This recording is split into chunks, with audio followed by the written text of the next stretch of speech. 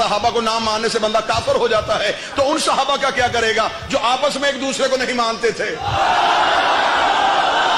جنگ صفین میں ادھر بھی صحابی ہیں، ادھر بھی صحابی۔ اب بتائیں ان دونوں میں سے رضی اللہ کون؟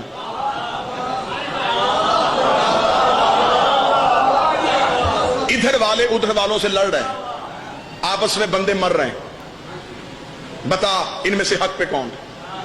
جنگ جمل میں ادھر بھی صحابی ہیں ادھر بھی صحابی، نہروان میں ادھر بھی صحابی ہیں ادھر بھی صحابی، خالد بن ولید بھی صحابی کہہ رہے ہو، مالک بن نویرہ کو بھی صحابی کہہ رہے ہو، ایک قتل کر رہا ہے ایک قتل ہو رہا ہے، ایک مدینے سے نکال رہا ہے ایک مدینے سے نکل رہا ہے، دونوں رضی اللہ کیسے؟ یہ صرف اتنے 1400 سال سے تم نے صرف اعتراض ہی کیا ہے، ہم صحابہ کو نہیں مانتے، شیعہ صحابہ کو نہیں مانتے، صحابہ کو نہیں مانتے۔ کتنے صحابی ہیں؟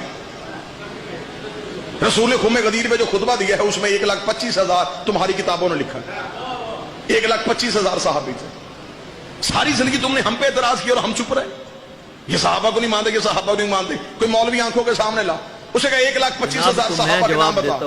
اور جناب کی کتاب سے جواب دوں گا، کوئی مسئلے والی بات نہیں ہے، لیکن جواب دینے سے قبل میں عوام اہل سنت اور تمام مسلمانوں سے جو ہے کچھ معروضات کرنا چاہتا ہوں۔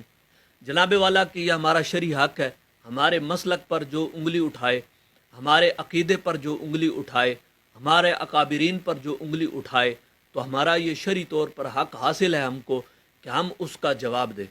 ہمیں کوئی بندہ اس بات کے درمیان میں، ہمارے درمیان میں کوئی رکاوٹ نہیں ڈال سکتا، بلکہ ہم اس کا دلائل کے ساتھ رد کر رہے ہیں اور گالم گلوچ ہم نہیں دے رہے۔ اور رہ گئی باقی جو دلائل کی بات ہے، وہ انشاءاللہ تعالی جب تک زندگی ہے تب تک دلائل سے ہم مقابلہ کرتے رہیں گے۔ اور دوسری بات جو میں ضروری بتانا چاہوں گا وہ بات یہ ہے کہ جناب اگر یہ سارے سلسلے روک دیں توہین کرنے والے، سوشل میڈیا پر کیا ضرورت ہے کہ آپ یہ ساری باتیں کریں؟ تو اب جب سوشل میڈیا پر آپ اس طرح کی ویڈیو وائرل کریں گے، اس طرح کی ویڈیو بار بار شیئر کریں گے، تو ظاہر سی بات ہے ہم نے اپنے عقیدے کے بچاؤ اور اپنے عقیدے کی دفاع کی خاطر میدان میں ضرور آئیں گے اور اس کا جواب تو ہم کو دینا پڑے گا۔ تو یہ مواد آپ کا رک جائے تو انشاءاللہ ہماری طرف سے بھی یہ ویڈیوز بننا بند ہو جائیں گی۔ بس اب جناب کو میں جو جواب دینے والا ہوں، جناب کہہ رہے ہیں کہ صحابہ کرام 1,24,000 جو صحابہ کرام تھے ان کے نام بتا دو۔ تو میرا سوال یہ ہے کہ جناب والا آپ 1,24,000 کم و بیش انبیاء کرام علیہم الصلوۃ والسلام ہیں، ان کے نام بتا دو۔ چلو 24 کو بھی چھوڑ دو، تم 1,00,000 کے نام بتا دو، جیسے تم صحابہ کرام رضوان اللہ تعالی علیہم اجمعین کے بارے میں کہہ رہے تھے کہ تم 1,00,000 صحابہ کا نام بتا دو۔ تو میں تم سے سوال کرتا ہوں، تم ہمیں 1,00,000 انبیاء کرام کا جو ہے نام بتا دو۔ چلو اگر 70,000 کا بتا سکتے ہو تو 70,000 کا بتا دو، اور 50,000 کا بتا دو۔ چلو اس سے بھی کم تم 2,000 انبیاء کرام علیہم الصلوۃ والسلام کے نام بتا دو۔ نہیں بتا سکو گے، کوئی بھی دنیا کائنات میں کوئی بندہ بھی ہر ایک نبی کے بارے میں تفصیلاً، نبیوں کے ناموں کے بارے میں کوئی بھی نہیں جانتا اور نہ ہی کوئی بتا سکتا ہے۔ اور بتانا اور چیز ہے، ماننا اور نہ ماننا اور چیز ہے، معلوم ہونا اور معلوم نہ ہونا یہ ایک الگ چیز ہے۔ اور دوسری رہ گئی ماننا اور نہ ماننے کی بات، اس سے انسان کافر ہو جاتا ہے۔ انبیاء کرام علیہ الصلوۃ والسلام میں سے اگر کوئی بندہ ایک نبی کا بھی انکار کرے تو وہ بندہ دائرہ اسلام سے خارج ہو جاتا ہے۔ اسی طرح صحابہ کرام رضوان اللہ تعالی علیہم اجمعین میں سے کسی ایک صحابی کا انکار کرے تو وہ انسان گمراہ ہو جاتا ہے۔ تو اب ماننا صحابہ کو اور نہ ماننا یہ ایک الگ بات ہے، اور معلوم ہونا اور معلوم نہ ہونا یہ ایک الگ بات ہے۔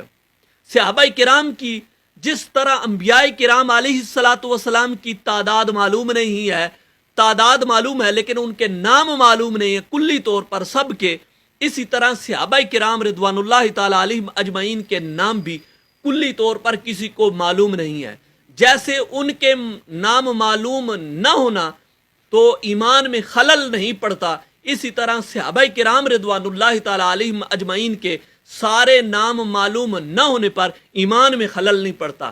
اس لیے ہم کہتے ہیں کہ تم جوہلا لوگ ہو، تم لوگوں کو، نوجوانوں کو چرش سی بھگی بنانے والے ہو، تمہارا دور دور تک علم کے ساتھ کوئی تعلق نہیں ہے، بس جو من میں آتا ہے، جی میں آتا ہے، بولتے چلے جاتے ہیں۔ اب میں جناب والا آپ کو جو مین بنیادی بات ہے وہ یہ کہ صحابہ کرام رضوان اللہ تعالی علیہم اجمعین کے درمیان میں جو اختلاف ہوئے، دو صحابہ آپس میں لڑ پڑے یا دو صحابہ کے درمیان میں جو ہے جنگ ہو گئی یا کوئی ایسا معاملہ ہو گیا، مخالفت ہو گئی، تو یہ صحابہ کرام رضوان اللہ تعالی علیہم اجمعین کے درمیان میں جو اختلاف ہے یہ صحابیت کے منافی نہیں ہے، صحابی ہونے کے منافی نہیں ہے۔ اس کا یہ مطلب نہیں ہوتا کہ دو صحابہ آپس میں لڑ پڑیں تو وہ صحابیت سے خارج ہو جاتے ہیں۔ نمبر دو، اگر تمہیں اس بات پر اعتراض ہے کہ صحابہ آپس میں ایک دوسرے کو نہیں مانتے تھے، تو کس بات کو نہیں مانتے تھے؟ وہ آپس میں ایک دوسرے کے ساتھ اختلاف کرتے تھے۔ کون سا ایسا صحابی ہے جس نے کسی موقع پر کہا ہو کہ میں دوسرے صحابی کو صحابی نہیں مانتا؟ یہ تو تمہاری ہو گئی جھوٹی بات، اور ببانگے دول جھوٹی بات ہے۔ سوشل میڈیا پر آ کر لاکھوں کروڑوں لوگوں کے سامنے تم نے یہ جھوٹ بولا ہے، اور یہ تمہیں جھوٹ کی سزا اللہ تبارک و تعالیٰ نے جو بیان فرمائی کہ جھوٹوں پر اللہ کی لعنت ہو۔ اب جناب والا کہ دو صحابہ کرام کے درمیان میں اختلاف کا ہو جانا یہ جناب والا کسی صحابی کو صحابیت سے خارج نہیں کرتا، یہ تھا اختلاف، یہ نہیں تھا کہ ایک صحابی دوسرے صحابی کو صحابی نہیں مانتا تھا۔ یہ تو تمہاری بات ہی غلط ہے، اور میں جناب والا آپ کی کتاب سے آپ کو جواب دے دیتا ہوں۔ آپ نے یہ کہا کہ ایک طرف جنگ صفین والے صحابہ ہیں اور دوسری جانب وہ بھی صحابہ ہیں، اب ہم رضی اللہ تعالی عنہ کسی کو کہیں، جناب والا آپ کو اس لیے ہم کہتے ہیں کہ جوہلا لوگوں کے باپ ہو تم لوگوں کو علم سے ذرا بھر بھی تعلق نہیں ہے۔ میں جناب والا یہ نہج البلاغہ پیش کرتا ہوں، امام علی کا خطبہ پیش کرتا ہوں، جنگ صفین والوں کو، اہل شام کو، سیدنا حضرت امیر معاویہ رضی اللہ تعالیٰ عنہ کو، مولا کائنات مولا علی مشکل کشا رضی اللہ تعالیٰ عنہ نے اپنا بھائی قرار دیا ہے، اور ان کے ایمان باللہ اور جو ہے رسول پاک صلی اللہ علیہ وسلم کی تصدیق پر انہوں نے مہر لگائی ہے۔ دنیا کائنات میں کوئی ایسا بندہ نہیں جو اس بات کو رد کر دے۔ یا تو یہ صفحہ امام علی کا نہج البلاغہ سے پھاڑ دو یا پھر مان جاؤ اور معاشرے کے اندر فطور اور فتنے سے باز آ جاؤ۔ جناب والا اس کا جواب دو پھر۔ وکانا یہ جو 58 نمبر مولا کائنات کا خطبہ ہے یہ نہج البلاغہ کے اندر ہے، اور نہج البلاغہ میں امام علی نے فرمایا کہ ہمارے مقابلے میں ابتدان میں جو لوگ آئے تھے اہل شام میں سے، تو مولا کائنات نے فرمایا وَالظَّاهِرُ أَنَّ رَبَّنَا وَاحِدٌ، کہتے ہیں کہ ظاہر ہے کہ ان کا اور ہمارا رب ایک تھا۔ دیکھا اس بات کی بھی مولا کائنات نے تصدیق فرما دی۔ وَنَبِيَّنَا وَاحِدٌ، اور آپ نے فرمایا ہمارا نبی بھی ایک ہے۔ وَدَعْوَتَنَا فِي الْإِسْلَامِ، اور ہماری اسلام کے بارے میں دعوت بھی ایک ہے۔ وَاحِدَةٌ، ایک دعوت ہے، یہ مولا کائنات فرما رہے ہیں۔ وَلَا نَسْتَزِيدُهُمْ فِي الْإِيمَانِ بِاللَّهِ وَالتَّصْدِيقِ بِرَسُولِهِ وَلَا يَسْتَزِيدُونَنَا، تو مولا کائنات فرماتے ہیں کہ ایمان باللہ اور تصدیق برسول صلی اللہ علیہ وآلہ وسلم پر نہ ہم زیادتی کے طلبگار ہیں نہ وہ زیادتی کے طلبگار تھے۔